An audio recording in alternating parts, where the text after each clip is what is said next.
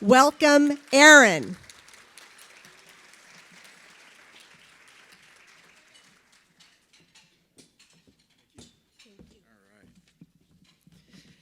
Well, I don't have to say I identify as a club girl. I've got the button in the membership to prove it, right? No confusion here from this guy. Even though I left a state of confusion to come to a state where we're fighting against knuckling under and becoming like that, right? And I want to emphasize what Chairman McDonald said, because my message today is very simple. United will win, divided we're going to die. They'll hang us all separately. They will pick us off one at a time and kill us.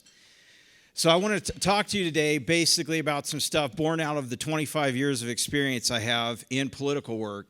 Some of it paid, some of it volunteer, but all of it very real.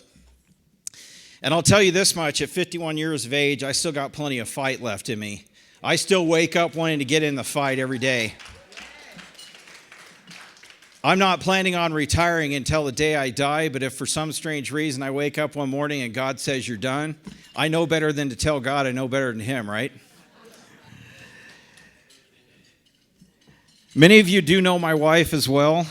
Jody is almost done with her second master's degree. I just wanted to give her a quick shout out. She's working for a local drug addiction rehab clinic as their media director. So she's working in the field that she's studying in. That's my wife, Jody.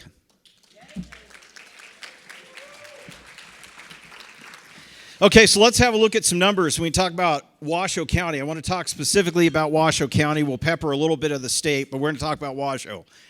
In 2018, we had 33% Republican turnout. In 2022, it was 45.5%. In fact, 16,000 more Republicans voted in Washoe County in 22 than voted in 18 in the primary. Statewide, we went from 142 up to 228. That was a jump of 12% in turnout. So the canard that the voter turnout in the primary was lousy is actually not true. 41% is very close to the historic high. So credit to Joe Lombardo's campaign, credit to Adam Laxalt's campaign. They got to the voters they needed to. They expanded the universe, and that's why they won their primaries. Let's just cut to the chase right there. That's what happened. And I say this as somebody who was paid for a year by John Lee to run his governor campaign. I was his political director. And I have absolutely zero problem with the outcome of the election because I saw it happening in front of my eyes from the inside looking out from where I was at. I saw what our internal polls were telling us. I knew when John Lee's campaign was done. And at the time that we knew John Lee was done, we stopped attacking Joe Lombardo. We dialed it in. We stayed on a positive message for the rest of the way. And I told John to stop spending his money, and that's what he did. He stopped. Because we knew we needed to have something left of our nominee after the election was over. So we put that in practice, even before we lost the primary. In 2020, I want to just go over something really quick that's an interesting anomaly for you. Trump lost Washoe County by 11,368 votes, and Mark Amodei won Washoe County by 5,233 votes. That's a difference of 16,600 votes. At the same time as Donald Trump lost Washoe County by a large margin, Jill Dickman took out a Democrat in her assembly race, and only 7,200 people voted for president and didn't vote for Congress. What I mean by that is there were only 7,200 ballots that had a vote for president only on them in Washoe County. This is significant because it's not enough to account for the 16,600 vote difference. While we all agree that election integrity is an issue, we have to ask ourselves some honest questions when we look at the numbers. Why did Donald Trump underperform Mark Amodei so bad? We have to have an honest conversation about that because the idiots at the FBI just nominated the guy for president again in 2024 with what they did. We need to have an honest conversation about why the squish-ars, why the independents abandoned Donald Trump in Washoe County, because if we turn Washoe County red, the rest of the state's going to come with it, kicking and screaming, but we will take Nevada back if we turn Washoe red. So while I sympathize with the people that are talking about election fraud and what have you, if that's the only thing we're talking about, we're losing. We have to have an honest evaluation of the candidates we nominated. We have to get out there and nominate candidates that present themselves well, that relate to people, and we have to talk about issues that people want to talk about. And so that's going to be the bulk of my presentation today, is what do we do to win? But also peppered in the presentation is going to be things that I've done personally, because I'm a firm believer that I would never stand up here from the podium and bellow to all of you to do a bunch of stuff that I won't do myself. I've done a lot of the things that I'm going to be talking about today, and I hope that after I'm done speaking today that we have a good blueprint, that maybe there are some ideas in here or something like that. They're going to help you be more effective as each one of us does our part to turn this state red again. You with me?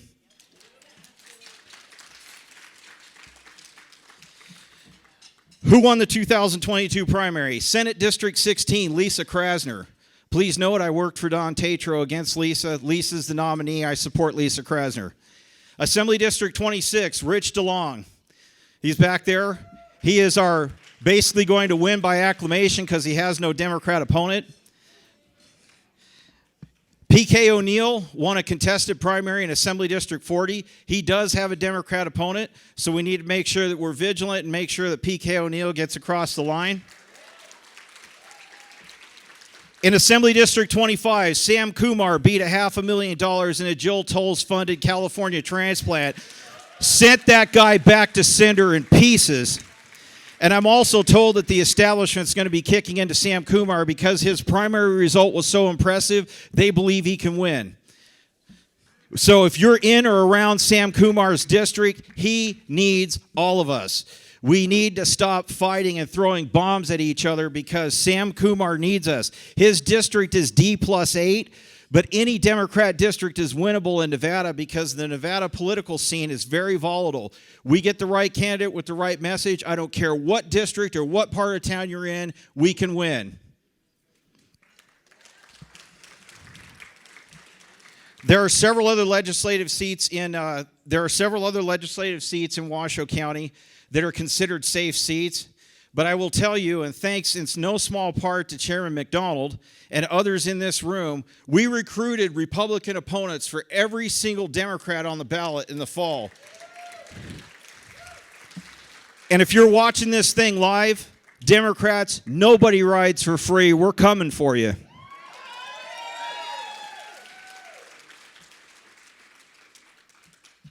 In addition, you guys met Nicole Klitsky, our brilliant county public administrator, earlier.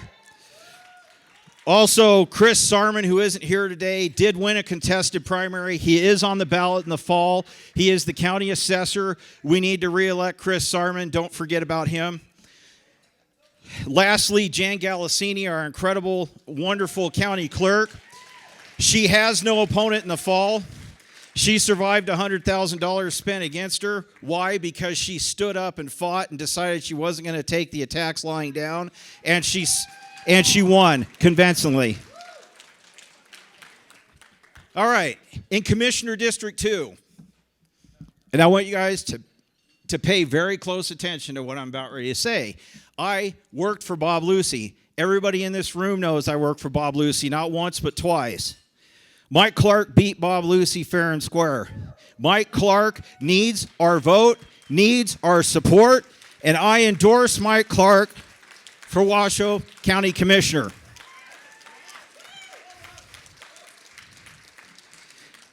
I hope that's clear. In Commissioner District 3, Denise Meyer, I think she's still with us, but Denise Meyer needs our help. District 3 is considered a Democrat district, but again, in the current political environment, Denise Meyer can win. So if you're in or around that district, if you have an extra $25 or $50, Denise Meyer needs our help. She's got some of her stuff here. So don't forget about her in the hubbub over Jeannie Herman and Mike Clark. And by the way, I live in Jeannie Herman's supervisor district or commissioner district, District 5.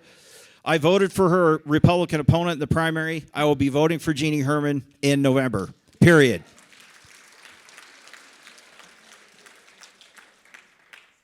We all know that Graham Reed made the runoff in District F, school board. We know that Melanie Sutton made the runoff in District C, School Board. And we also know that Colleen Westlake, who's here with us, made the runoff in District B.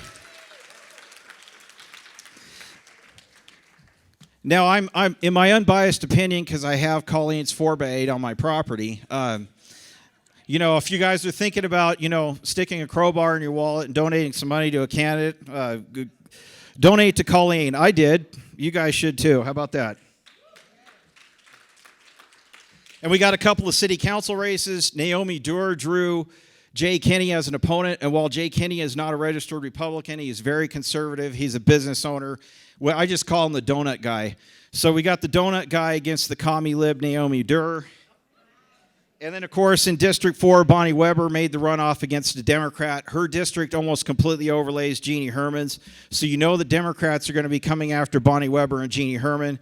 So if you live up north like I do, that should be one of your primary areas of focus. All right, and then, of course, Bruce Hahn faces off against Kendra Birchie for judge in the fall.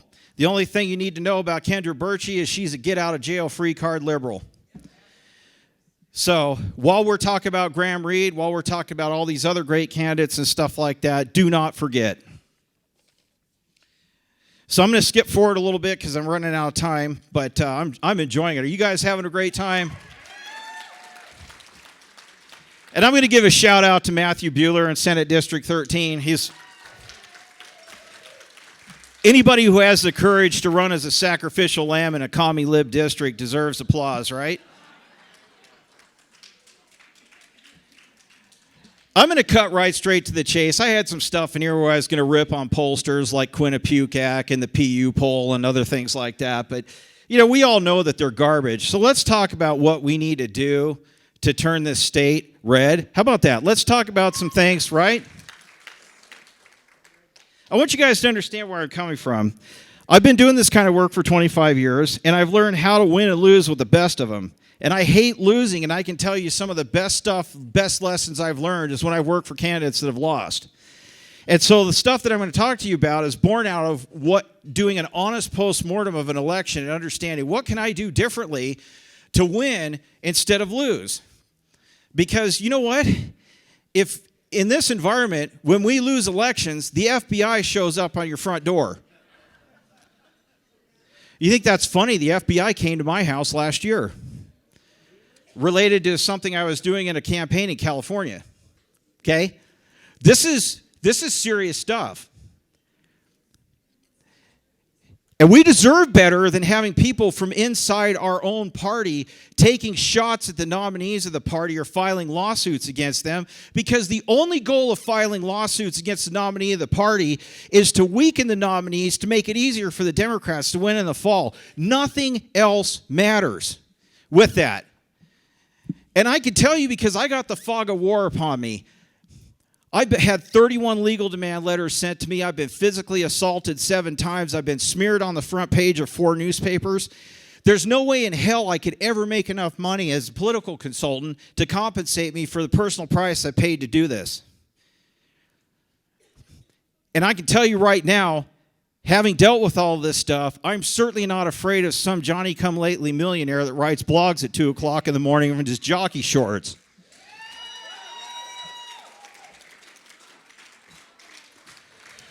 So what can we do to win this election? Here's what we can do to win this election. Number one, we got to accept the current circumstance that we're in. The election system has been broken, and we know it's been broken deliberately. I've watched Democrats harvest ballots for 20 years.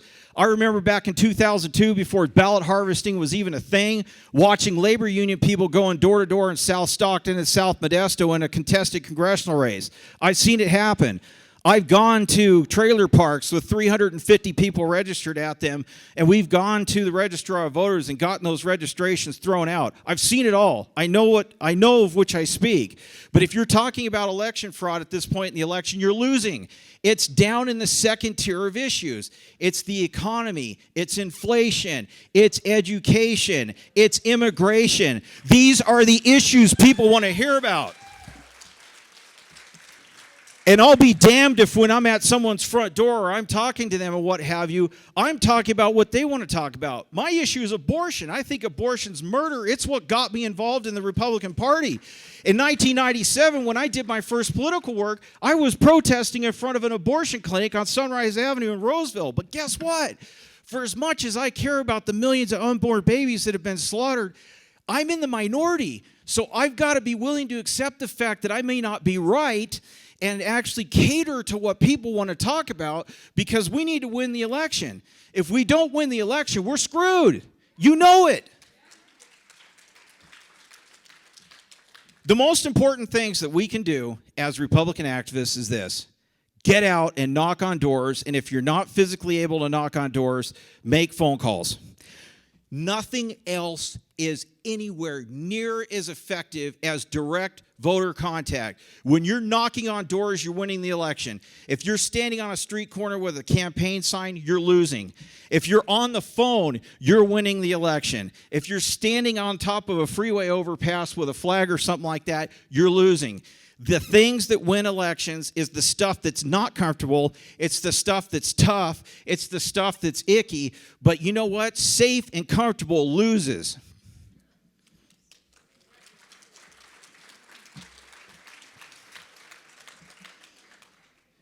Give candidates money, please. Please give candidates money. Conservatives make the worst donors in the world. We got to stop using being fiscally conservative as an excuse to lose elections. Just stop. My God, people, if you don't give Republican candidates money, the Democrats are going to raise your taxes and take it from you. What the hell?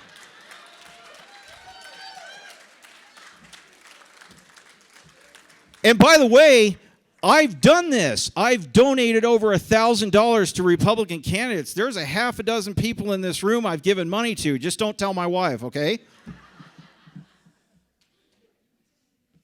The last thing I want to encourage you guys to do, because I'm almost out of time, but I'm really enjoying this. You guys having a good time here? And in just a few minutes, we'll be inviting the ushers forward to gather your tithes and offerings. Last thing I want to encourage you guys to do is this, okay? I don't tell you about the hell that I've been through as a Republican operative to impress you. It's just the truth. For me, it's been a calling. The thing that wakes me up in the morning, still wanting to get into the fight, even after all the BS that I've gone through, is because it's a calling. I woke up one morning and said, damn it, anyway, if nobody does this, I'm not, if I don't do this, nobody's going to do this, okay? This is what gets me in here. I am a cause conservative, but I've also learned that my Republican is better than your non-Republican any day of the week.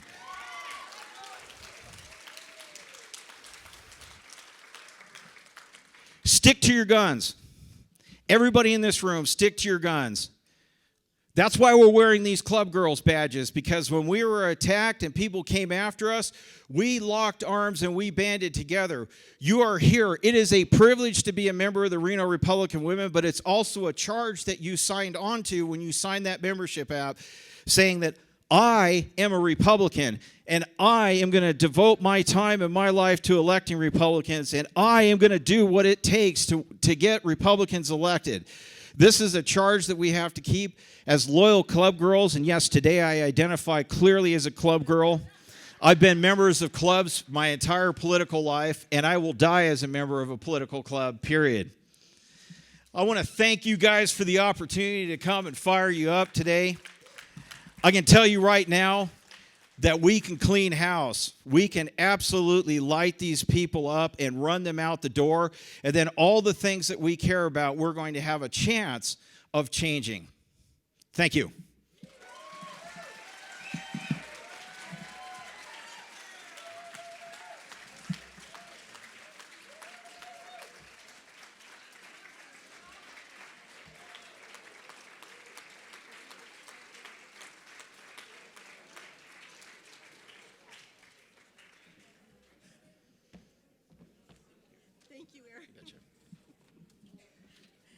Thank you, Aaron. That was fantastic.